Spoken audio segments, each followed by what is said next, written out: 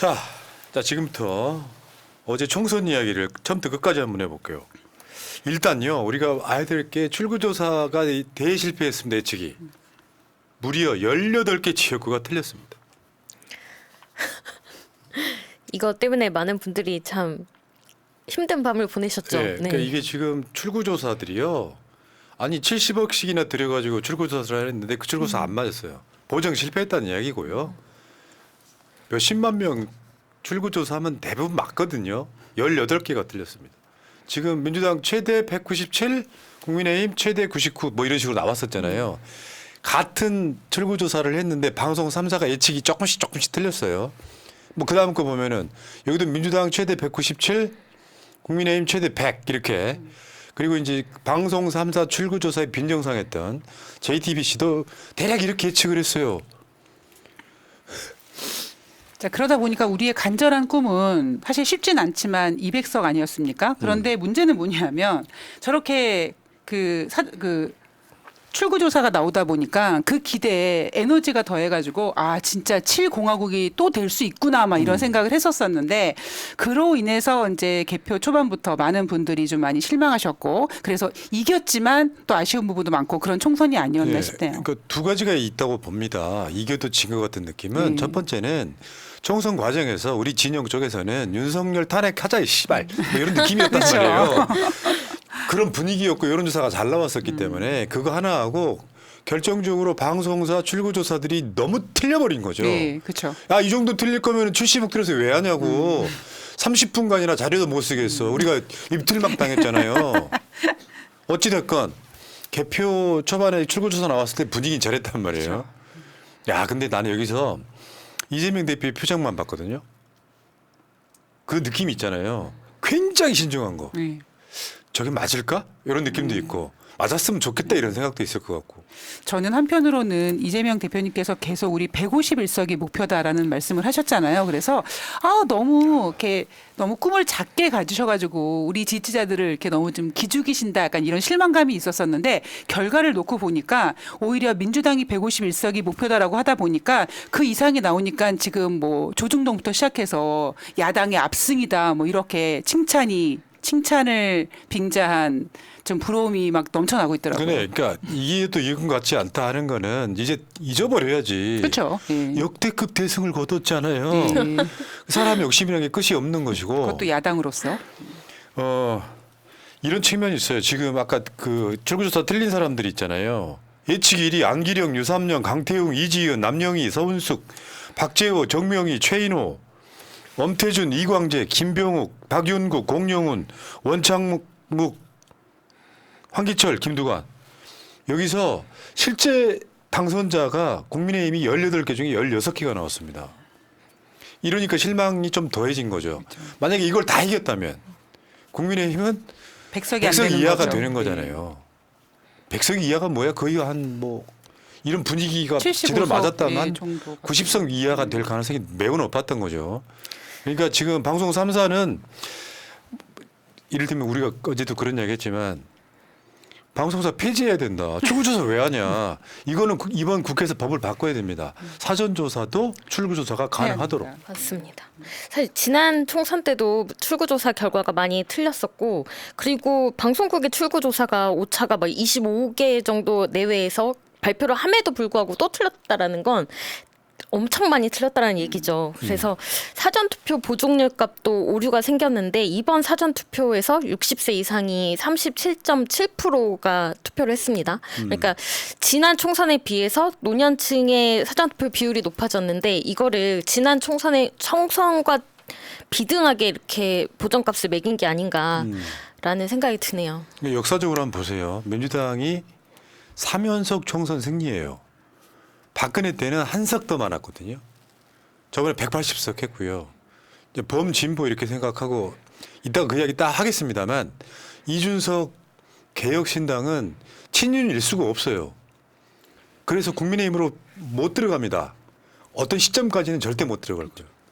그러면 실제로 국민의힘이 108석인 거죠. 나머지가 192석이 야당이라는 것도 생각을 하시고요. 그리고 이번 선거를 제가 굳이 분석을 하자면 샤이 보수가 꽤 있었네. 예. 이렇게 보시면 돼요. 그러니까 지금 부산 이야기들 많이 하시는데 부산 전 지역구 출마자들 득표율이 40%가 넘었습니다. 아주 고무적인 것이죠. 의석은 더 잃었지만 실제로 부울경은 그러니까 민주 진보 블록을 찍어주자고 나서신 분들이 40%가 넘었던 거고 그런데 국민의힘이 100석 이하면 어떡하지 하는 숨어있는 보수들이 투표장에 나왔다고 분석할 수밖에 없어요. 근데 한 말씀만 드릴게요. 부끄러운데 왜 찍어요? 부끄러운데 왜 찍냐고. 저도 그 부분에 대해서 한번 생각을 해봤는데 물론 민주당의 그 공천 과정에서 뭐 아무리 언론이 시끄럽게 떠들었지만 뭐 대파 사건도 있고 여러 가지 국민들이 봤을 때는 이거는 무조건 이번에 야당이 압승하겠다. 그럼 잘못하면 정말 보수가 괴멸될 수 있겠다. 그래서 보수가 생명의 위협을 느끼고 부끄럽지만 나가서 투표를 한 게 아닌가 그런 예. 생각이 들었습니다. 뭐 생명의 위협까지 부끄럽다는 건 투표를 안 하는 게 도움되는 건데 이거는 우리가 좀 한 번 더 생각을 해봐야 되겠지만 그것도 큰 틀에서 보면 민심이라고 생각을 하면 될 것 같고요. 그러니까 야 지금 현재 대통령이고 집권 2년 차인 여당을 180석으로 주저앉혀도 우리 분은 안 풀리는 거예요. 그렇죠. 예. 아 씨발 어떻게 108석이나 나오냐 하는 욕이 나올 수밖에 없는 거죠. 그런 측면이 있고요. 어쨌건 지금 민주당과 이재명 대표가 굉장히 오랜 시간 동안 기록을 세우고 있어요. 네. 그러니까 이거는 좀 찾기 힘든 정도의 압승이고 대승입니다. 단지 200을 못 찍었을 뿐이에요. 의석 분포 한번 볼까요? 지금 더불어민주당과 더불어민주연합이 175석입니다. 175석. 엄청난 거잖아요. 네. 그다음에 국민의힘이 108석입니다. 조국혁신당 12석, 개혁신당 3석. 끝. 아주 간결해. 아주 간결해요. 개혁신당이 지금 당장 국민의힘으로 붙을 가능성은 지금 사실상 없어요. 자기들 주가를 올리겠지 계속해서. 윤석열 때리면서. 그래서 새날의 역할이 필요한 겁니다. 새날이 잘하는 게 뭡니까? 고품격 갈라치기. 이간질 아닙니까? 네. 네. 그래서 그 8석 혹은 그 이상을 우리가 땡겨올 수 있는 거죠. 국힘에서. 그러니까 이번에 이준석의 당선에 대해서 우리가 생각해 봐야 될 게 마사중이 되느냐 안 되느냐 뭐 그런 고민도 한번 해봤습니다만 이미 이준석 같은 경우 이제 이준석 의원님이라고 불러주고 그리고 분명히 지난번에 해병대 그 특검에 대해서 찬성하는 듯한 의견을 보이지 않았습니까? 국민의힘이 분열되는 데까지 처절히 망가져서 내가 다시 국민의힘 들어가서 국민의힘의 새로운 보수 세력을 힘을 끼우겠다라고 될 때까지는 우리 예. 편이 될 것 같습니다. 맞습니다. 그러니까 이게 어차피 국민의힘 갈 건데 이렇게 생각하시면 안 돼요. 저들한테 남아있는 의석은 8석밖에, 그러니까 8석이 마지노선인 거예요. 근데 요거는 이따가 또 그 이야기를 주제로 이야기할 텐데 이거 지키려고 어마어마한 짓들을 할 거란 말이에요. 그게 저는 탄핵으로 본다고 보고 전문가들 한번 볼게요. 우리 업무를 비롯해가지고 업무를 비롯해서 전문가들의 주장 한번 볼게요. 나 살다 저런 애들이요 실제로 기상언론에 나가고 있잖아요. 엄경영 국민의힘 170석, 최병천 신성장 경제연구소장 160석, 다 국민의힘 의석이에요. 신율 자 어처구니없네 170석, 이종근 정치평론가 160석, 최진원 경희대 공공거버넌스 연구소 소속 교수 142석인데 원내 일당이래. 일당. 이준환 인천대 교수 2당과 10석에서 30석 차이로 1당한대요. 국민의힘이. 김형준 배재대 석좌 교수 여당 단독 과반. 최신 대통령 리더십 연구원장 여당 단독 과반. 김등구 폴리뉴스 대표 142에서 154석을 얻어 1당이래. 나 참 어처구니없네 진짜. 아니 저런 것들은 그냥 약장수지 저게 무슨 정치평론가고 교수입니까 이따위가. 그건 예측이라기보다는 희망사항을 윤석열과 한동훈에게 어떤 좋은 소리를 해주기 위한 잘하고 있어 우리 잘하고 있어 그런 말을 해주기 위한 아부성 예측이 아니었나 싶습니다. 저런 애들이요 대한민국 사회를 끌어가는 사람들인 거잖아요. 정치평론 분야에서는. 이런 애들이 어떻게 저런 얼굴을 들고 돌아다닙니까. 근데 저렇게 주장을 했을 때 뭐가 있냐면요. 아무런 근거도 없어요. 그러면 수도권에서 국민의힘이 최소한 과반 이상 먹고 막 이렇게 가야 돼. 뭔 말도 안 되는 개소리입니까. 저런 애들이 국민의힘이 폭망하는데 일조를 기여하고 있죠. 했다고 저는 봅니다. 근데 저런 사람들이 다시 나오게 하면 안 되죠. 엄경영이 난 엄경영이가 언론의 주목을 제일 많이 받았잖아요. 170석 한다고. 지랄 이연병을 해라 아주. 민주당이었나 보지? 뭐 그런데 또 저런 분들은 또 언론에서 부르겠죠. 네. 자, 이재명 대표가 초박빙 접전지라고 했던 지역 저 헤드라인 보세요. 이재명 우려 이유 있었다. 아, 초박빙 접전지에서 1승 6패라고. 조금만 더 밭을 갈 걸. 맞습니다. 특히 그 김용태, 박윤국 이 지역구는 2.11% 그리고 우리가 이겼지만 박수현, 정진석도 2.24% 차이로 이겼거든요. 정말 접전 끝에 이긴 곳들이고 접전 끝에 진 곳들입니다. 여기 보면은 강릉, 강릉 권성동, 충북 보은 옥천 영동 괴산 박덕흠, 충남 서산 티안 성일종, 경기 동두천 양주 연천 김성원, 포천 가평 김용태, 진주 갑 박대출 이런 사람들이 당선이 됐고 이재명 대표가 초박빙이라고 했던 실제로 민주당 여론조사에서는요 그런 거예요. 여론조사를 보는데 적극 투표층 이런 거 중심으로 보거든요. 민주당 지지층은 그냥 야 뭐 투표장 안 나갈 거면서도 뭐 민주당 뭐 갈상돈 찍지 이지한 찍지 이렇게 한단 말이에요. 근데 어차피 질 거라고 생각해서 안 나가는 사람들이 많다 이런 얘기죠. 조금 더 노력하시면 되고요. 저는 200석 얻을 줄 알았는데 뭐 민주당이 몇 석밖에 못 얻었다 이런 얘기 하시는 분들 그러면서 남 탓을 해요. 제 새날방송 대선 끝나고 안 보셨습니까? 우리부터 탓을 해야죠. 조금 더 열심히 할 걸. 왜 남 탓을 합니까? 하다 이런 것도 봤어요. 김어준 탓하는 사람. 거짓말로. 새나라고요. 김어준은 200석을 이야기한 적이 없어요. 그렇죠. 방송에서 굉장히 조심했다고. 그걸 남 탓을 해?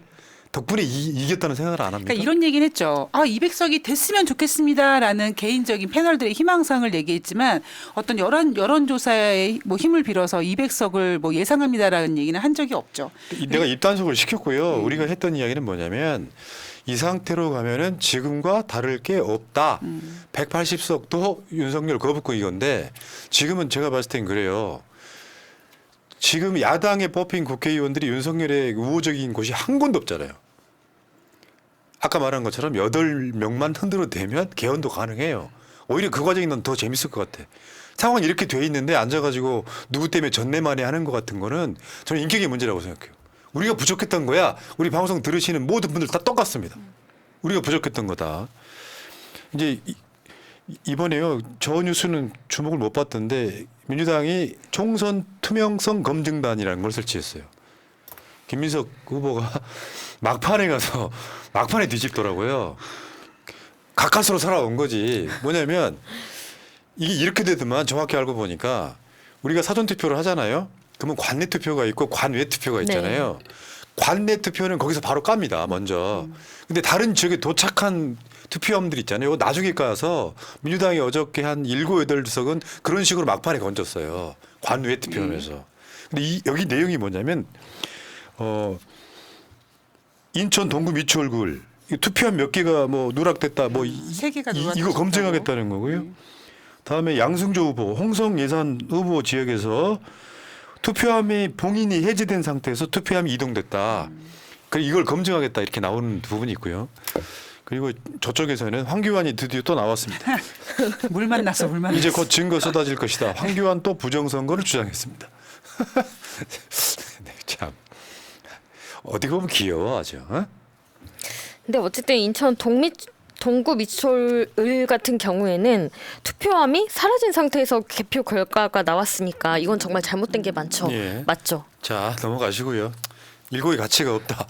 니들은 그러면 성관이 사무총장을 왜 윤석열 동기로 꽂았겠어요. 사실 이쪽에서 음모론 제기하면 그냥 뭐 일리 있다 받아들일 수도 있는데 저거는 맥락 없이 사전 투표를 맞췄다고. 정확히 말하면 맞힌 것도 아니죠.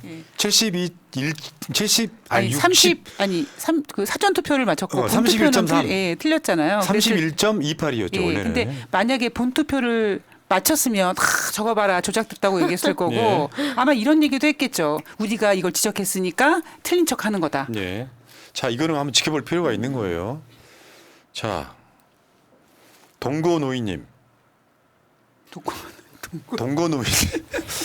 2번 찍고 나오다가 출구 조사하는데 쪽팔려서 1번 찍었다고 말하고 튀었지 않았을까?